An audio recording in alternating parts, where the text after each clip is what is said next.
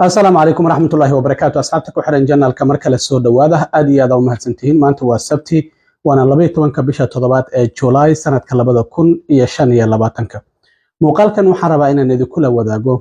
ربورة مريكان كأمانة برية وحدا سر رسمية يوجد قنقليان سياسة عصب وإسبدل لجو سمي ولحريره تبك الصفرية هذا بس سياسة داسي محيتها إلا إيا إنتاء نسوجرتي maxaana sababay markeedii horeba in siyaasaddaasi la dhaqan geliyo waan idinla wadaagaya arrintaasi dadkii rajo ka qabay in qaxooti ahaan ay Mareykanka ku yimaadaan amaba group 5 ahaan arrintaasi waa ay dhamaatay haddii aad rajo ka qabtay maxay tahay tallaabada ay qaaday wasaaradda arrimaha dibadda Mareykanka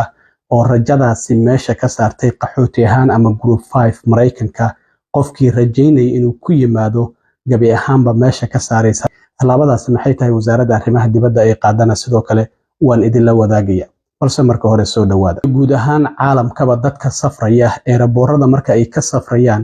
waxaa jira siyaasado kala duwan oo ay tahay in ay maraan marka baaritaanka lagu sameynayo ka hor inta aysan diyaaradda raacin siyaasadahaasi waxaa ka mid ah in dadka kabaha laga siibo oo sokiskooda oo kaliya ama sigsaantooda ay meesha ku maraan amaba haddii ay kaba obena wataan xitaa iyagoo cagacad ay dhex maraan mashiinka x-rayga ah markaas kadibna laga baaro in waxyaabo qarxa ay wataan haddaba siyaasadii kabaha la iska siibayay ayaa gabi ahaanba eeraboorada Mareykanka laga joojiyay laga soo bilaabo talaadadii la soo dhaafay oo inta badan eeraboorada hadda 4 maalmood oo la soo dhaafay ay dhaqan geliyeen laakiin maalinta bariya oo xada ayay si rasmi ah u dhaqan galaysaa siyaasaddaasi wasaaradda amniga gudaha haweeneyda madaxda ka ay leeyahay Christina oo waxay sheegtay inay yareyn doonto sugitaankii ama laynkii faraha badnaa oo dadka inay kabaha iska siibaan kadibna ay dhex maraan mashiinkaasi in ay yareynayso walow ay jiraan siyaasado kale oo jiri doona kuwaasi oo ay tahay in sidii loo mari jiray loo maro hay'adda TSA waxa ay laga soo gaabiyaa Transportation Security Administration waa ciidamada shaatiga buluuga ah iyo sarwaalka madowga ah wata ee dadka baara marka ay airportka checkpointiga ay marayaan ka hor inta meesha diyaaradda lagu sugayo aysan tagin waxaana ay hoos tagtaa wasaaradda amniga gudaha haddaba wasaaradda amniga gudaha goorma ayaa la sameeyay maxayse ahayd sababta loo sameeyay weeraradii September 11 sanadkii 2001 markii lagu qaaday Mareykanka lagu soo qaaday gaar ahaan New York Twin Towerskii weeraradii argagixiso ayaa waxaa dhashay sharci la yiraahdo Homeland Security Act oo sanadkii 2002 uu Congress uu meel mariyay wasaaradda amniga gudaha waxaa la sameeyay bishii November 25 sanadkii 2002 marka waxaa la sameeyay hal sano ku dhawaad kadib markii weeraradaasi argagixisada ay dhaceen waxaana muhiimadeedu ay tahay oo loogu talagalay inay ilaaliso shacabka Mareykanka oo weerar noocaasi oo kale ah ay ka ilaaliso kuwii September 11 sanadkii 2001 dhacay wasaaradda amniga gudaha waxaa hoos yimaada in ka badan 9 hay'adood ayaa hoos yimaada oo waaweyn oo wasaaradda amniga gudaha ay maamushaa waxaa kamid ah ciidamada xuduudaha ilaaliya ee CBP loo soo gaabiyo ciidamadan dadka dambiilayaasha iyo dadka sharci darrada hadda wadanka ka qabqabanaya ee ICE la yiraahdo waxaa sidoo kale in hoos yimaada ciidamada ilaalada xeebaha waxaa sidoo kale hoos yimaada hay'adan hadda aan idin sheegay ee la yiraahdo TSA oo Transportation Security Administration-ka waxaa sidoo kale hoos timaada hay'adda maareynta masiibooyinka ee FEMA loo soo gaabiyo sidoo kalena waxaa hoos timaada hay'adda sidoo kale qaabilshan Cyber Security and Infrastructure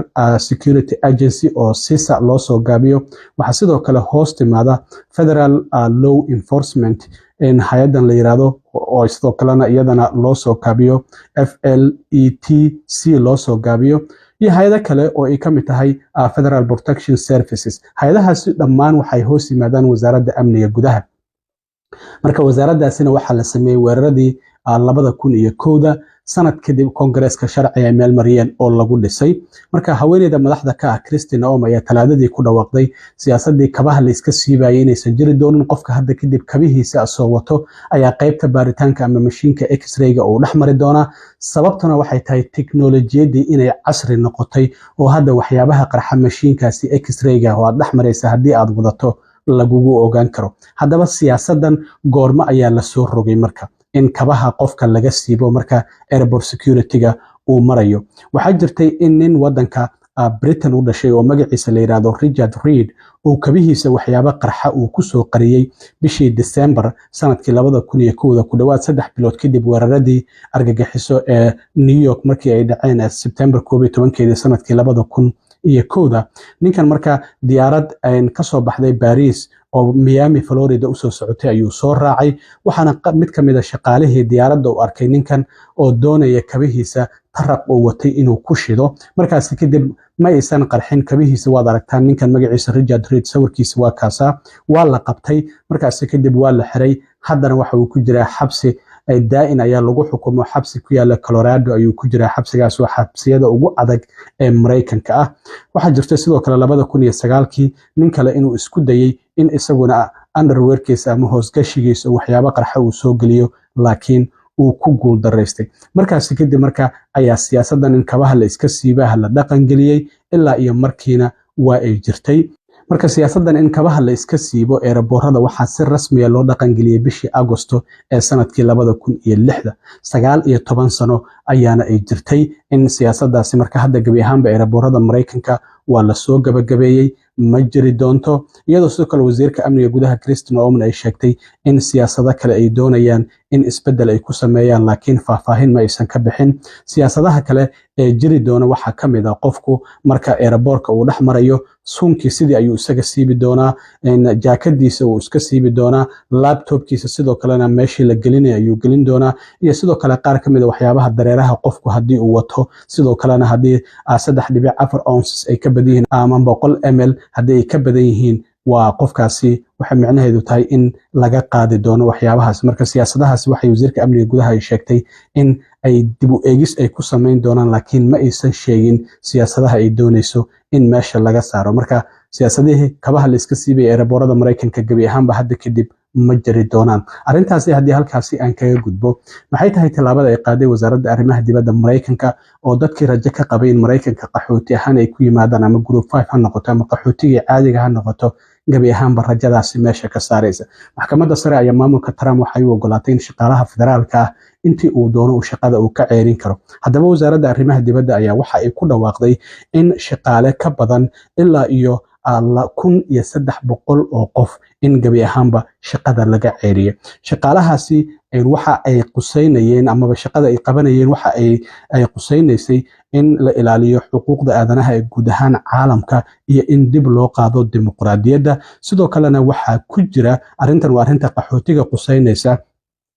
in shaqaalihii qaabilsanaa dib u dejinta qaxootiga. marka shaqaalihii Mareykanka ee wadamada kala duwan joogay ee qaabilsanaa dib u dejinta qaxootiga gabi ahaanba meesha ayaa laga saaray, iyo weliba dhinaca immigrationka. safaaradihiina shaqaalihii waa laga yareeyey. sidoo kalena dib u dejinta hay'adda United Refugee Agency Programka oo la yiraahdo USAID loo soo gaabiyo, shaqaalaheedii gabi ahaanba meesha waa laga saaray. marka shaqaalaha federaalka ah ee shaqada laga ceeriyey waxa ay dhan yihiin ilaa iyo 1,107 qof oo shaqaalaha madaniga ah iyo 246 ka mid ah shaqaalihii wadamada dibadda joogay. marka 246daasi waa shaqaalihii dhinaca immigrationka ama safaaradaha ama qunsuliyadaha joogay iyo kuwii dib u dejinta qaabilsanaa. marka arrintaasi waxay meesha ka saaraysaa rajadii dadka qaxootiga ay qabeen in inta Trump uu joogo waxa muuqata inuusan doonayn hal qof oo qaxootiga inuu keeno. dadka group 5 lacagaha bangiyada ugu jireen waa anigii hore idinku sheegay kiri lacagihiina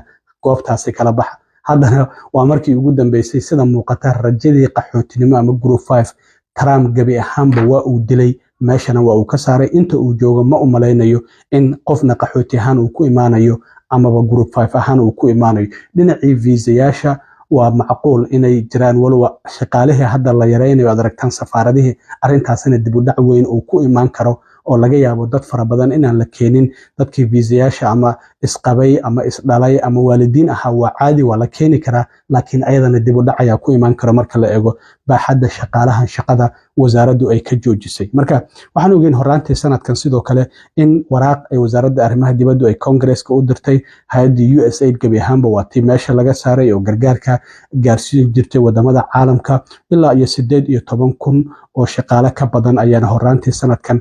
shaqada laga ceeriyo ilaa 1500 oo kamid ah si mutadawacnimaha waraaqa loogu diray oo la yiri shaqada waa inaad ka tagtaan oo iyagu si mutadawacnimaha shaqada uga tagay marka arrintaasina xisbiga dimuqraadiga aad ay uga qaylinayeen waxay dhahayeen shaqadii wasaaradda arrimaha dibadda ee guud ahaan caalamka ka haysay arrintaasi caqabad ayay ku noqon kartaa laakiin Trump maamulkiisa waa uu go'aansaday oo shaqaalahaasi gabi ahaanba shaqada waa laga ceeriyay shalay waxaa la arkayay iyagoo bokisyadoodii waxyaabihii muhiimka ugu jireen kala soo baxaya wasaaradda arrimaha dibadda Mareykanka qaarkood waa ay ilimeynayeen qaarkood waa isweydiinayeen war adiga ma ku saameysay aniga ima saameynin